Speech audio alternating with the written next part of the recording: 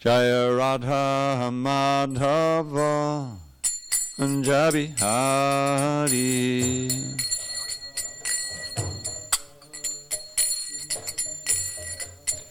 Jaya Radha Madhava Kunja Bihari.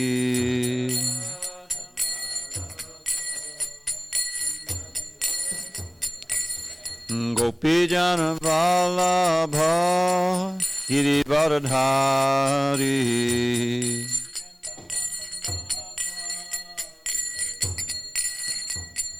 Jai Gopi Jana Vallabha Girivardhari.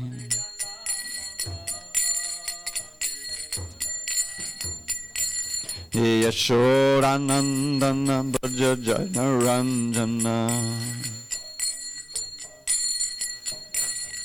Yashodanandana Bhaja Jana Ranjana. Yamuna Tira Vanachari. Yamuna Tira Vanachari. Jaya Radha Madhava Kunja Bihari.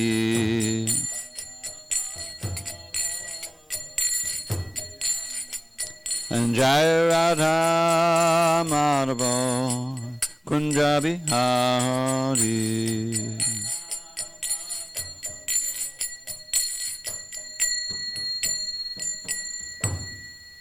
Jai Mr. Bhad Paramahansa, Rudikacharya, Ashtotartha Srimad. His Divine Grace, Srila A.C. Bhakti Vedanta Swami Prabhupada Ki Jai. ISKCON BBT Founder Acharya, Srila Prabhupada Ki Jai. Jai Om Vishnupad Paramahansa, Rudikacharya, Ashtotartha Srimad. His Divine Grace, Srila Bhakti Siddhanta Saraswati Thakur Ki Jai. Ananda Koti Vaishnavinda Ki Jai. Namacharya Srila Haridas Thakur Ki Jai. Grantharaj Srimad Bhagavatam Ki Jai, Sri Ishopanishad Ki Jai. Samaveda Bhaktivinoda Ki Jai. All glories to the assembled devotees. All glories to the assembled devotees. All glories to the assembled devotees. All glories to Sri Guru and Gauranga.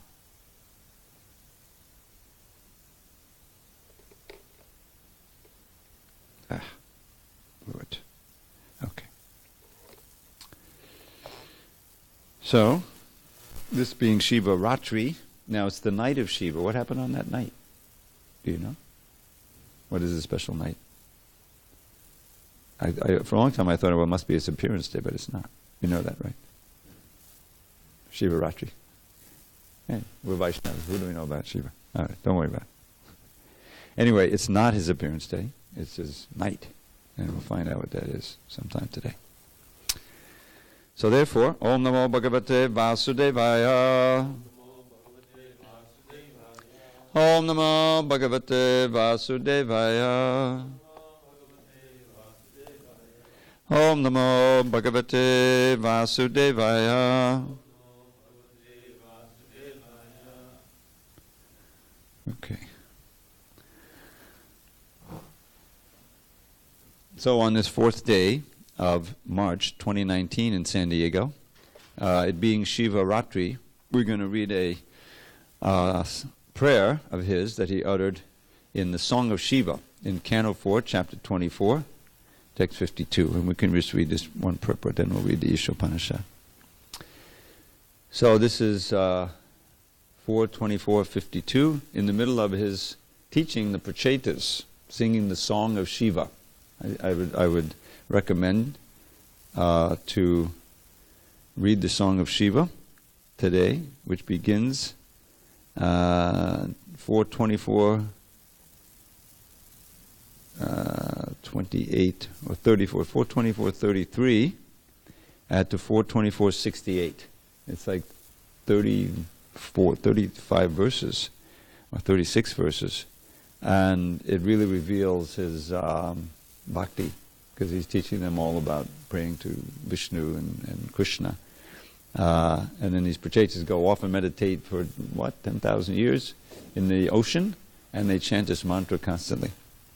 But this, for me, this was the highlight of this prayer. Padasharat Padma Palasharochisha. Okay. Got it? You got it on the board. Oh, you're drinking water. You're ready, and you're looking at your device. Let's try again. Padasharat Padma Palasharochisha. Nakad Dubir Non Toragam Vidunvata. Padarshaya Svima Pasta Sarvasam. Padanguro Margugurustamo Jusham. Padasharat Padma Palasharochisha. Nakad Dubir Non Tumagang Madhunvata. Padarshaya Svima Pasta Sarvasam. Padanguro Margugurustamo Jusham.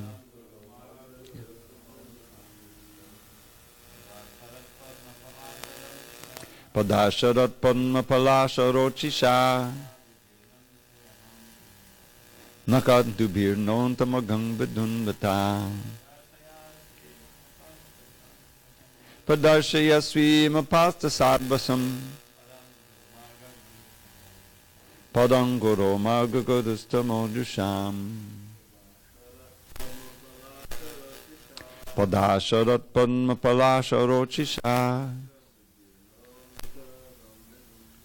Nakad Dubir Non Taragam Vidunvata.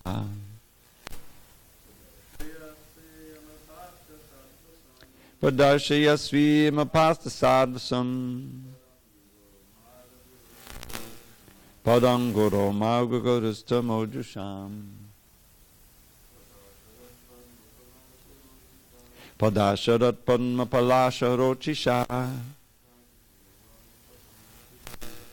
Nakad Dubir Non Tamaghang Vidunvata. Padarshaya Svima Pasta Sarvasam. Padanguro Margugurustamo Jusham. So I'll just read the translation. Could you do that? My dear Lord, Lord Shiva is praying. My dear Lord, your two lotus feet are so beautiful that they appear like two blossoming petals of the lotus flower which grows during the autumn season. Indeed, the nails of your lotus feet emanate such a great effulgence that they immediately dissipate all the darkness in the heart of a conditioned soul. My dear Lord, kindly show me that form of yours which always dissipates all kinds of darkness in the heart of a devotee. My dear Lord, you are the supreme spiritual master of everyone. Therefore, all conditioned souls covered with the darkness of ignorance can be enlightened by you as the spiritual master. So I'm going to read this rather substantial purport, and then we'll read Ishopanishad. Lord Shiva has thus described the bodily features of the Lord, and if you read the previous verses, he goes all the way from the face down to the feet, and he's describing the feet now. Now he wants to see the lotus feet of the Lord. When a devotee wants to see the transcendental form of the Lord, he begins his meditation on the Lord's body by first looking at the feet of the Lord. Srimad Bhagavatam is considered to be the transcendental sound form of the Lord, and the 12 cantos are divided in accordance with the transcendental form of the Lord.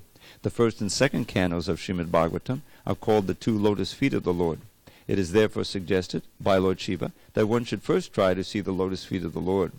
This also means that if one is serious about reading Srimad Bhagavatam, he must begin by seriously studying the first and second cantos. The beauty of the lotus feet of the Lord is compared to the petals of a lotus flower which grows in the autumn season. By nature's law, in autumn the dirty or muddy waters of rivers and lakes become very clean.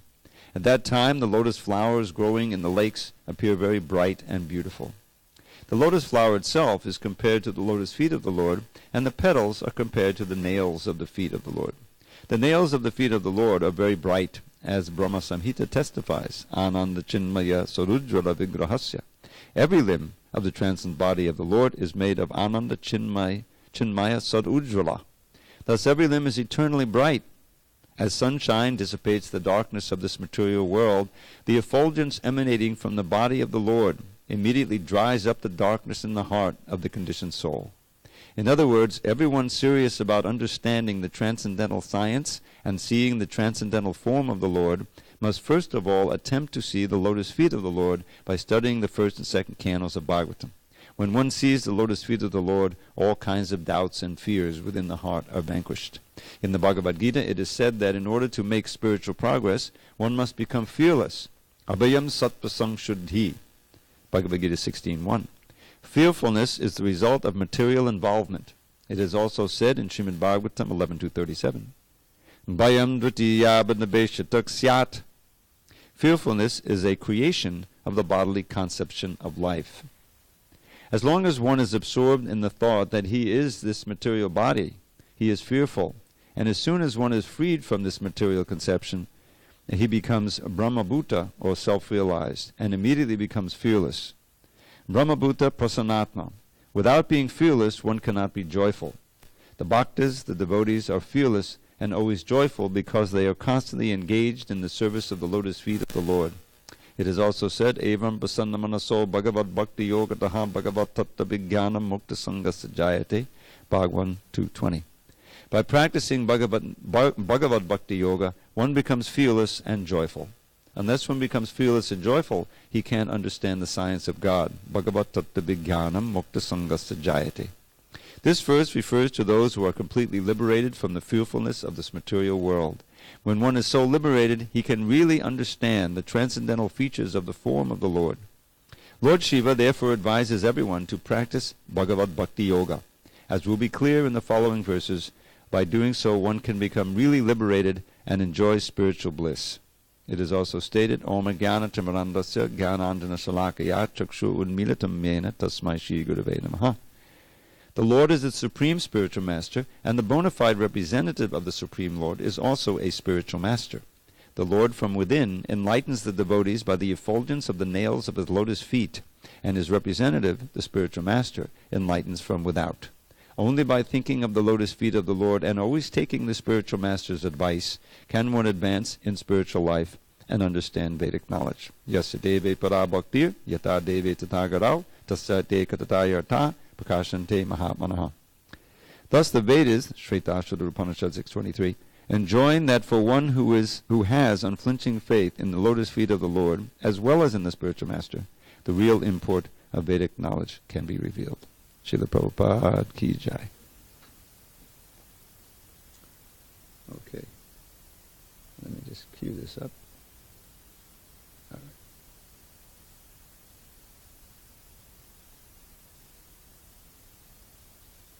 right. Okay, continuing with our reading of the Sri Ishopanishad, our Monday ritual, and we'll go through the whole thing. So we're in the introduction, and Srila Prabhupada is describing the nature of the Vedas, and he talked extensively about the 4 defects which prevent us from getting any transcendental knowledge with our material senses. And who can say what those 4 defects are? Can you say, Jamal? All right, so from other readings, you don't know the 4 defects. 4 defects that of material or senses? Imperfect.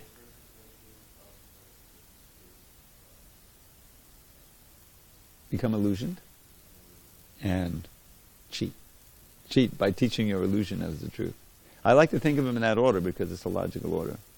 You know, our senses are obviously imperfect, and then we make mistakes about what's what. Classically, kids think that the sun is a little disc, you know. But most importantly, we all understand perfectly well that we are this body. That's the main mistake.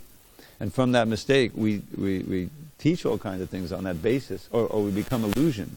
By making that mistake and constantly making it and everyone else making it and teaching you it, then you become illusioned or deluded into thinking you're the body, and then you teach that, and so the cycle goes on, and everyone is cheated. Cheaters and the cheated. So, therefore, we need a transcendental source of knowledge that we can have faith in, and that transcendental source is the Vedas, which emanated from Krishna himself. Originally, there was only one Veda, and there was no necessity of reading it.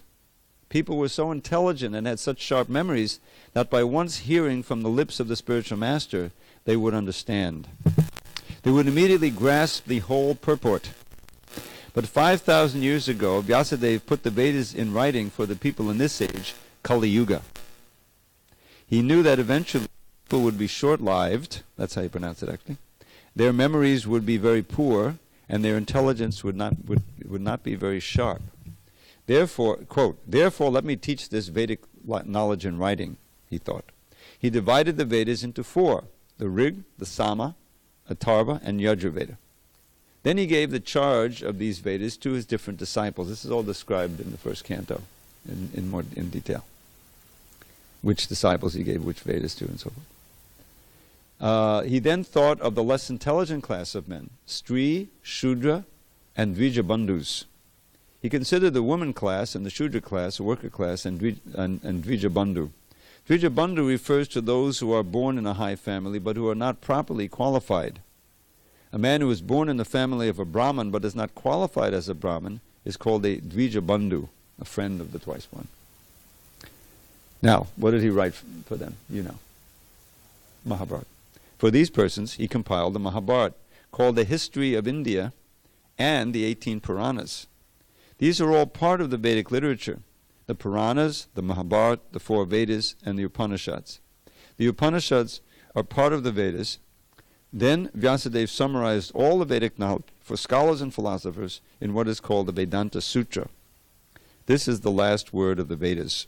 Now, one thing Prabhupada doesn't mention here is the Mahabharata, the Puranas, they have the stories.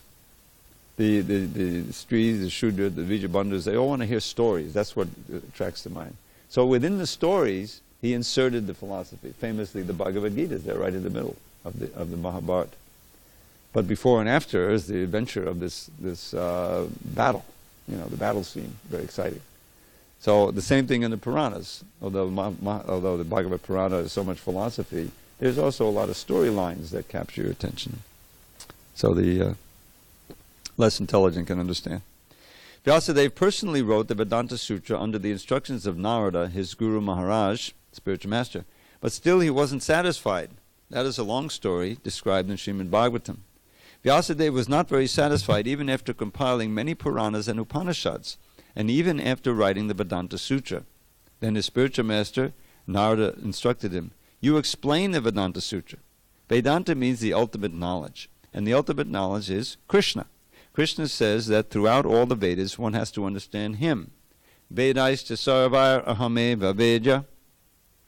Krishna also says, "I am the compiler of Vedanta Sutra," and that Sanskrit is Vedanta, Vedanta Krit. "And I am the compiler of the Vedanta Sutra, I am the knower of the Vedas, Veda Videvachaham." This is all in the 15th chapter of Bhagavad Gita, text 15. Therefore, the ultimate objective is Krishna. That is explained in all the Vaishnava commentaries on the Vedanta philosophy. We Gaudiya Vaishnavas have our commentary on Vedanta philosophy, called the Govinda Bhashya by Baladev Vidyabhushan. Now that was written later. Lord Chaitanya considered the Bhagavatam the natural commentary, so he didn't write one or have his immediate disciples write one. But then, then when there was some struggle in Jaipur, right, with Brahmins, they wouldn't recognize the Gaudiyas because we didn't have our commentary to Vedanta Sutra. Wasn't there also some issue with worshipping Radha and Krishna together? They were thinking that was unbona fide because they weren't married. I don't know if that was part of the same issue. Anyway, so Baladev Vidyabhushan, the prime disciple of Vishwanath Chakravarti Thakur, it was just like Bhaktivinoda couldn't go to defeat the smarter Brahmins, so he sent Bhaktisiddhanta. So Vishwanath Chakravarti sent Baladev Vidyabhushan to debate with him. And he showed the supremacy of Gaudiya Vaishnava, and he prayed to Govinda there to inspire him, empower him to be able to write the Bhashya. And I think a garland fell down or something, and he felt that it was Govinda writing this commentary, and so he called it Govinda Bhashya. So that is the recognized Gaudiya commentary on Vedanta. Similarly, Ramanuja has a commentary and Madhvacharya has one. The version of Shankaracharya is not the only commentary, although it may be famous. There are many Vedanta commentaries, but because the Vaishnavas did not present the first Vedanta commentary, people are under the wrong impression that Shankaracharya's is the only Vedanta commentary. Besides that, Vyasadeva himself wrote the perfect Vedanta commentary, Srimad Bhagavatam. Bhagavatam begins with the first words of the Vedanta Sutra, Janmad Yasya Yataha. Janmad Yasya Yataha. And that Janmad Yasya Yataha is fully explained in the Bhagavatam. Janmad Yasya Yataha means explaining what Brahman is, source of everything and the maintenance and destruction. The Vedanta Sutra simply hints at what is Brahman, the absolute truth. Quote, the absolute truth is that from whom everything emanates. This is a summary, but is explained in detail in Srimad Bhagavatam. If everything is emanating from the absolute truth, then what is the nature of that absolute truth? That is explained in Bhagavatam. The absolute truth must be consciousness. He is self-effulgent, svarat. We develop our consciousness and knowledge by receiving knowledge from others. But for him it is said that he is self-effulgent. The whole summary of the Vedic knowledge is the Vedanta Sutra, and the Vedanta Sutra is explained by the writer himself in Srimad Bhagavatam. We finally request those who are actually after Vedic knowledge to try to understand the explanation of all Vedic knowledge from Srimad Bhagavatam and Bhagavad Gita. So this was actually a speech he gave in England at one point, and so he's requesting his audience and requesting everyone who reads this also. So now we're going to begin the invocation of the Ishopanishad and Om Purnamadak Purnamidam? No. Okay. Yeah, get up in there. You got it. And you know it. And you may know it, or you can look it up also. Om Purnamadak Purnamidam. So we can chant it together. Invocation. It's not even mantra 1. Okay. Invocation. You know it. We'll chant it and whoever knows it. You ready? You got it? Om Purnamadak Purnamidam Purnat Purnamudachyate Purnasya Purnamadaya Purnamevavashishyate. Om Purnamadak Purnamidam Purnat Purnamudachyate Purnasya Purnamadaya Purnamevavashishyate. Go ahead. Om Purnamadak Purnamidam Purnat Purnamudachyate Purnasya Purnamadaya Purnamevavashishyate. Om Purnamadak Purnamidam Purnat Purnamudachyate Purnat Purnamudachyate Purnasya Purnamadaya Purnamevavashishyate. Want to try it, Janard? Not yet. Janard? You got it? No? Okay, go ahead. Om Purnamadak Purnamidam Purnat Purnamudachyate Purnasya Purnamadaya Purnamevavashishyate. So I'm just going to read through the synonyms just to save time. Om, the complete whole. Purnam, perfectly complete. Adaha, that. Purnam, perfectly complete. Idam, this phenomenal world. Purnat, from the all-perfect. Purnam, complete unit. Udachyate is produced. Purnasya, of the complete whole. Purnam, completely, all. Adaya, having been taken away. Purnam, the complete balance. Eva, even.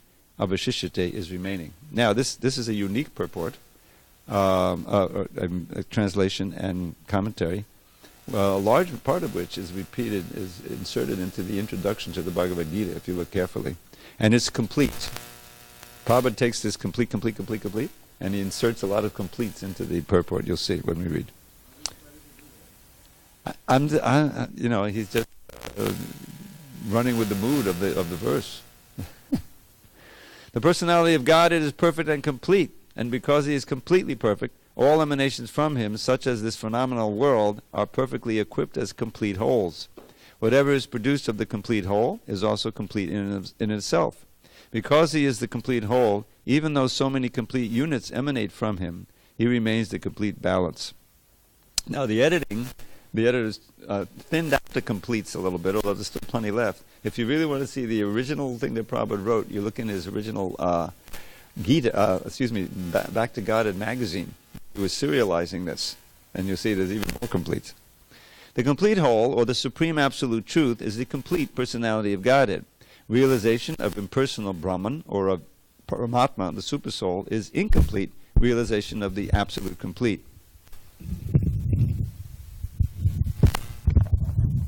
Battery running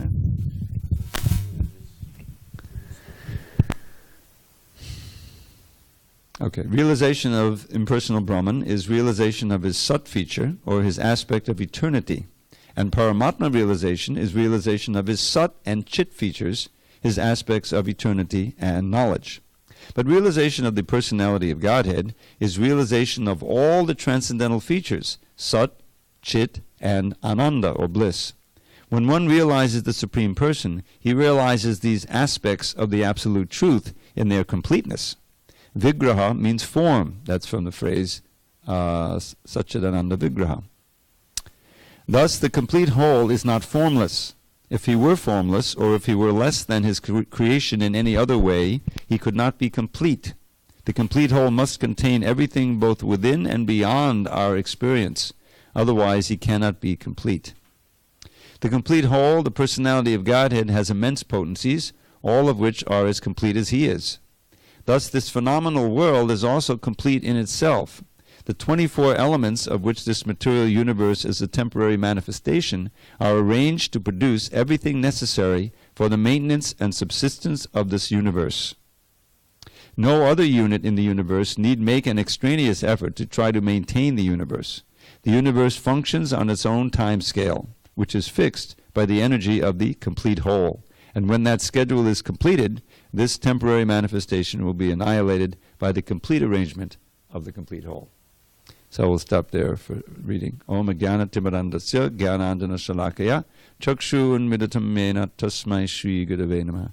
I was born in the darkness of ignorance, but my spiritual master Srila Prabhupada opened my eyes with the torchlight of knowledge. I offer my humble obeisance unto him and all members of Sri Parampara. So before we explore this specific verse and purport, Srila Prabhupada chose this Ishopanishad because it is one of the few Upanishads which stress the personal nature of the Absolute Truth. Later on, we have this famous verse, I think it's 15, Hiranmayena Patrena Satyaspahitam Mukham, that, my dear Lord, please remove the bright effulgence so that I can see your face of bliss. And this is, the face means the human, a personality. And throughout there are references to the personality of God. Isha means personality. So this is the Upanishads. Now in some quarters, especially in India, the Upanishads are given more weight than the Puranas or the Bhagavad Gita because they're part of the Vedas. And so that's one of the reasons that this is featured so much. Now, of course, we have the Gopal Tapani Upanishad, which is even more directly about Krishna. But this one is more famous, so he chose this. So in this important verse, the idea of Krishna and the Absolute Truth being a person who has unlimited energies, and therefore he can, through those energies, he creates and maintains and destroys, but he remains unchanged. The impersonal view is that the Supreme Lord, the Absolute Truth can't be a person with energies, because if he is creating something, he's going to be changed by that. The Absolute has to be unchanged, unchangeable. So just like when we create something, we expend energy, and we're changed by that creation. We're affected by our creation. But the Absolute Truth is not Krishna. It's all being done through his expansions and his energies, and he remains as he is in Goloka Vrindavan enjoying his pastimes. So that's one of the reasons this verse is so important. And it's inconceivable, because in our experience, nothing is, Prabhupada gives the example of a piece of paper. You have a piece of paper, and if you cut it up into pieces, the paper's gone. It's all, spread out in these little pieces of paper. But Krishna's not like that. He's absolute before the manifestation. He's as he is. Before there existed anything material I existed in my spiritual realm. And after the manifestation takes place, it's only I that exists because it's all my energy.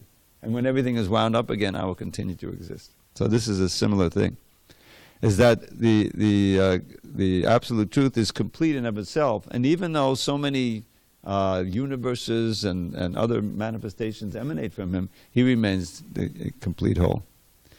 And then Prabhupada, in this first paragraph here, he has a very important understanding. Satchidananda Vigraha. Now he's quoting there from the first verse of the Brahma Samhita. Ishvarak Parama Krishna Satchidananda Vigraha. So right away you have this idea of the form. Vigraha means form. But it's not a material form. It's composed of eternity, knowledge, and bliss. So then there's the different realizations of that form according to the means of approach. The Brahman, Paramatma, and Bhagavan. And so Prabhupada explains how there are different partial realizations, but only in the understanding of the Supreme Person, Bhagavan, do you also experience the Ananda portion. The Ananda is not just the cessation of misery, but it's the positive bliss that comes from rasa, from all of the lila and the exchanges of relationship Krishna experiences in the spiritual world, and that we can also experience here, because it's our birthright, it's our nature. And then this conception, if he were formless, or if he were less than his creation in any other way, he could not be complete. So this conception that the effect cannot have more than the cause, which is pure logic, is very important. We're persons, we have these rasas, they may be shadows, but we certainly have relationships and senses and activities. We have form, qualities, name, pastimes. So how can the source of us have anything less than that? QED. It can't. In our experience, you get a certain number of ingredients together, and you put them together, and you come out with some prep, something to eat. But that prep can also be all traced to the ingredients and the intelligence of the person who's putting it together and how they're put together. How can it have more than that? If you make a cheesecake, with cherries, you can't come. You have cherries and you have cheese and you have all the ingredients. When it comes out, you can't have a cheesecake with cherries and strawberries because there's no strawberries in the ingredient. If he were formless, or if he were less than his creation in any other way, he could not be complete. Very important concept. Okay. So everything is necessary. Now, what happens is that because of human intervention, there is experienced all kinds of incompleteness and things that we need. Our existence is on the basis of a hard struggle for existence. For us just to exist here, we have to eat, we have to have safety, reproduction, all of these things. And that requires effort. It doesn't come automatically. In another Upanishad, the farmers would famously quote, Parasya Shakti Vibhadhaiva Shuyate Swabhavati Jnana Bala Kriyacha. That the absolute truth, he has no duties to perform. He's completely self-sufficient. Tatasya karanam cha vidyate. Nothing can be equal to or greater than him.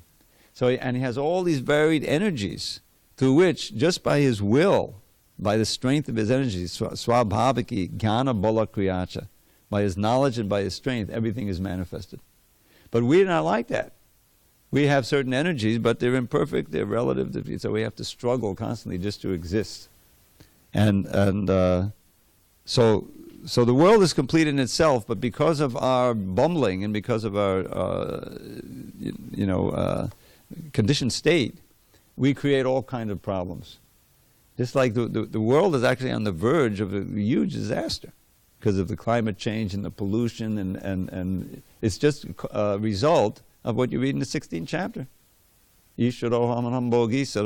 I'm the controller, I'm the enjoyer, and that produces greed. I'm going to have more and more and more, and creates imbalances. And the earth, it's completely divorced from the knowledge that's given by Krishna about how to live through the Vedas, simply and in balance, and go back to Godhead.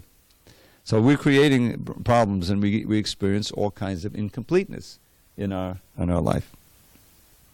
So the solution is to tune in again to the instructions and live simply and lightly on the earth.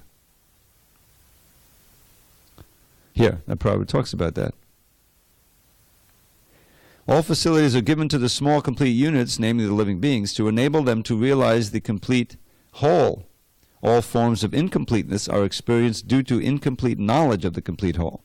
The human form of life is a complete manifestation of the consciousness of the living being, and it is obtained after evolving through 8,400,000 species of life in the cycle of birth and death. We could have put 8 million, but anyway, that's what the Prabhupada said. If in this human life of full consciousness, the living entity does not realize his completeness in relation to the complete whole, he loses the chance to realize his completeness and is again put into the evolutionary cycle by the law of material nature. Because we do not know that there is a complete arrangement in nature for our maintenance, we make efforts to utilize the resources of nature to create a so-called complete life of sense enjoyment. Because the living entity cannot enjoy the life of the senses without being dovetailed with the complete whole, the misleading life of sense enjoyment is illusion. The hand of a body is a complete unit only as long as it is attached to the complete body. When the hand is severed from the body, it may appear like a hand, but it actually has none of the potencies of a hand. Similarly, living beings are part and parcel of the complete whole, and if they are severed from the complete whole, the illusory representation of completeness cannot fully satisfy them. The completeness of human life can be realized only when one engages in the service of the complete whole. All services in this world, whether social, political, communal, international, or even interplanetary, will remain incomplete until they have dovetailed with the complete whole. When everything is dovetailed with the complete whole, the attached parts and parcels also become complete in themselves. And there's your complete purport.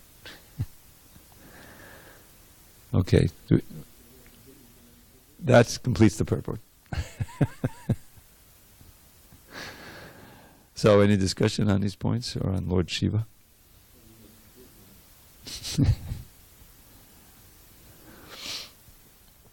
I mean, it makes sense, if we're part and parcel, we're detached from the Lord now. No, artificially. We can never really be detached. We're completely dependent, hooked in. But we've forgotten. And in that forgetfulness, we suffer. We suffer fear, we suffer want of all kinds of things, not just physical things or necessities, but emotionally. There's this, simply because we're like a hand that's maybe cut off is not the exact analogy, paralyzed or disabled. You can only do some, severe arthritis. You can only do a little bit of what you used to be able to do. That's exactly the analogy. But if we can get our health back by reconnecting to Krishna through bhakti, then we become situated in our natural state, and we feel fulfilled. The great example is the 6 Goswamis, who had practically nothing materially. They gave it all up, but they felt totally fulfilled, just singing about Krishna, writing about Krishna, building temples, to Krishna, and fulfilling their mission as Lord Chaitanya's representative. So that's the solution to the rampant consumerism which is destroying the earth. It's the rampant consumerism. You can never be satisfied. There's always something new coming down. Just like they're coming out with some new iPads, and I'm thinking, well, maybe I should get a new one. Yeah. I'm not really thinking like that, but all over the iPad world, people think, oh, now I get a new iPad. Who needs a new iPad? I mean, the thing is already, of course, we have, basically read on the thing. And you don't even need an iPad for that. That's perfectly sufficient. But the point is that in the mentality of being detached from Krishna, there's always a big void in your heart. And so you try to fill it with a material sense gratification and sensuality. But it can never be filled. What is that verse in the 3rd chapter? Avitam jnanametena jnanametena kama rupena duspurdena analenacha. That this lust, it covers our knowledge of the living entity. It covers who we are, who God is, what this world is all about. Avitam jnanino of the jnanina, that we're the jnanina, that's the knower. Nitya vaidana, the eternal enemy. Kama rupena, it's the form of lust. Dushpare nanalenacha. It burns like fire and is never satisfied. Like a fire, as it starts, as long as there's fuel, it's going to burn.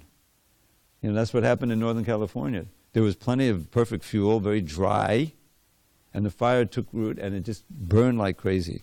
And they couldn't stop it until it burned out, or they somehow were able to put a fire break or something like that.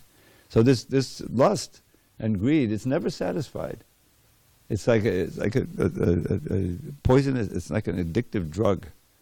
The gambling world, it's built on greed. It's actually built on even more than that. Just I read about it. Poor people. Most of the, where most of the revenue in these casinos comes is from the slot machines. And people just pull those things. They stay for hours. People who don't hardly have enough money, but still they get it. It's just the idea that I might win, is kind of a drug that they keep injecting. What is that? That's like distilled material misery that's coming from contact with material modes of nature. Yes, comment or question? Ironically, they call it the one-armed bandit. Yeah. People know they're getting robbed. Yes. As far as Lord Shiva is concerned, I'm just curious. I never really understood why he came into this world, or the universe or whatever, dressed as he does, acting as he does, and hanging around with the Bhutas and Pretas, etc. I understand he's, not to say he's personified ignorance, but he's like he's ruling deity over the mode of ignorance. Yeah. But it's like, I just don't understand why he has to be in that, that condition, so to speak. Well, part of it is compassion. In other words, they feel they have a leader in him, and if they're fortunate to wake up and understand his actual teachings rather than just praying to him for some nefarious variety of sense gratification, they can be benefited. Like you read this whole pastime that we went through with Daksha and everything. So they're his servants, and they're advancing because he's the ultimate Vaishnava. Otherwise, who are they going to serve? People like Kamsa, So that's one of the main things. And also there needs to be someone who's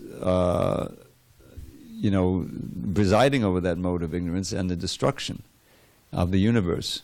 And the destruction of the universe is kind of a horrific thing that happens. The expansion into the 11 Rudras and all of the fire and the water that takes place. So it's not something that someone totally immersed in and attracted only to the mode of goodness would do. It needs to be something like that. But his real nature, which is Vaishnavanam Jada Shambhu, comes out in this wonderful song of Shiva, which I advise you to read. If you just read the translations, it takes maybe 10 minutes to read these 30 verses. Just like last night, I read the Ashtaka that Lord Chaitanya was chanting. You can pray to Shiva for pure devotion. That's what Lord Chaitanya was showing how to do. This is what the real Shaivites should do, rather than getting into this idea like Prakasa or praying for some horrific power to kill your enemies or something like that. So anyway, that's how I understand it, that he is the star of those who are in the mode of ignorance, although he himself isn't in the mode of ignorance. But Daksha made the great mistake of, taking his external aspect as reflecting his internal. All right, we need to adjourn. All glories to Srila Prabhupada.